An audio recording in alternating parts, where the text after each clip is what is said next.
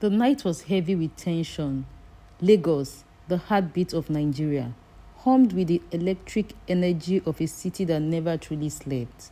It was Valentine's Day, and the city's elite had gathered in the luxurious mansion on Banana Island for the most anticipated event of the year, the Artist and Creators Ball. Ademola Oyinkansola, the enigmatic Nigerian billionaire, had made a name for himself not just through his wealth, but through his hidden past, one that none dared to speak of. Yet tonight, that past was about to collide with the present in a way no other could have imagined. Ebele Nwadigbo, the former model turned fashion designer, had long buried the memories of her once passionate love affair with Ademola. But as she entered the opulent ballroom, the familiar tension in the air pulled her heart in ways she could never explain. Her eyes met his across the room, and everything else seemed to blur. The years between them had been cruel. He had disappeared from her life without a trace, leaving behind nothing but unanswered questions. Now here they were, reunited, but something felt off. The past was not done with them yet. As the night progressed, Ebele and Ademola found themselves alone in a secluded part of the mansion's sprawling garden, far away from the bustling crowd. The moonlight bathed their faces as Ademola's voice broke the silence. Ebele, I never stopped thinking about you, but there's so much I couldn't tell you, so much I still can't explain. She looked at him, torn between anger and longing.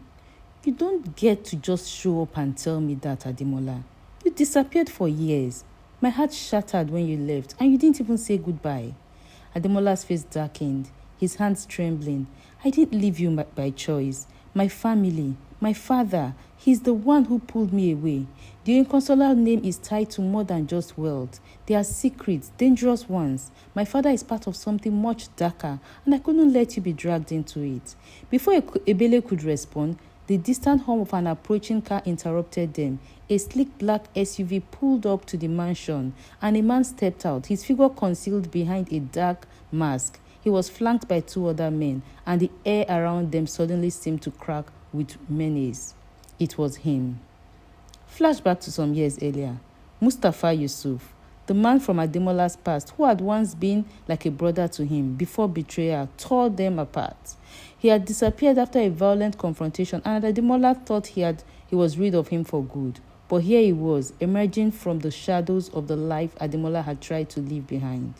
Ademola! Mustafa's voice echoed in the garden, cold and mocking, still playing the hero.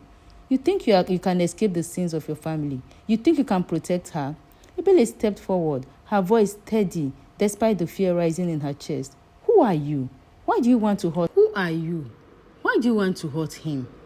Mustafa's lips twisted in a cruel smile. You still don't get it, do you? This isn't about him. It's about you. Ebele, you're the key. You're the one who is going to help me take everything from him. Ademola stepped in front of Ebele quickly, blocking her from Mustafa's sight. Stay back, he warned, his voice low with a dangerous edge. This ends tonight, Mustafa. You've had your chance to destroy me, but you failed, and now you'll pay. Without warning, Mustafa's hand shot out, revealing a gun. The sound of the safety clicking off sent a shocking wave through the garden. Move, and she dies, Demola, Mustafa growled, his voice filled with venom.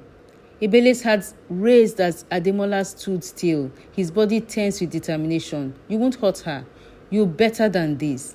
But Mustafa's laughter rang out, dark and twisted. You never understood this. My father owed your father everything, and when your father betrayed mine, it cost him his life. This is about justice. Suddenly, the crack of a gunshot shattered the air. Ademola's body jerked violently, but instead of crumbling, he took a step forward, blood oozing from a wound in his side. No! Ebele screamed, rushing to his side, but Ademola pushed her away with all his strength. Run, he gasped, blood dripping from his lips. Get out of here, Ebele. You're not safe. But Ebele's heart was torn. She couldn't leave him. Not now. I'm not going anywhere without you, she cried, tears streaming down her face. In that moment, a loud crash echoed from behind them. The mansion's front doors were kicked open, and armed security rushed him, led by a familiar figure. It was Tariq, one of Ademola's trusted allies. Tariq, one of Ademola's trusted allies, a former military man who had spent years working to unravel the family's dark secrets. He's been tracking Mustafa for months, and now he'll come to put an end to it all. A brief firefight ensued as Tariq's men quickly neutralized Mustafa's gang, the sound of gunfire echoing through the quiet night. But it was clear that Ademola's wounds were severe. With this threat gone, Tariq turned to Ebele, his voice filled with urgency. "We need to get him to the hospital now." As they rushed Ademola into Oyinkansola's private jet, bound for a hospital in the United Kingdom, Ebele refused to leave his side, holding his hand tightly. "No, never again," she said. Several weeks passed. Ademola's life hung in the balance for days. But with Ebele by his side, he fought to survive. As he slowly recovered, the two of them retreated from the world, leaving behind the mansion, the danger, and the legacy of his family. In the quiet serenity of a secluded villa by the coast, far away from the madness of Lagos, Ademola and Ebele found peace. Peace for now. But as the camera pulled away, the wind whispered through the trees. The Oyinkasola's name was still out there, and with it, the threats that followed. Ademola and Ebele's love had survived one storm, but they knew it was only a matter of time before the next would come. In the end, love proved to be a weapon.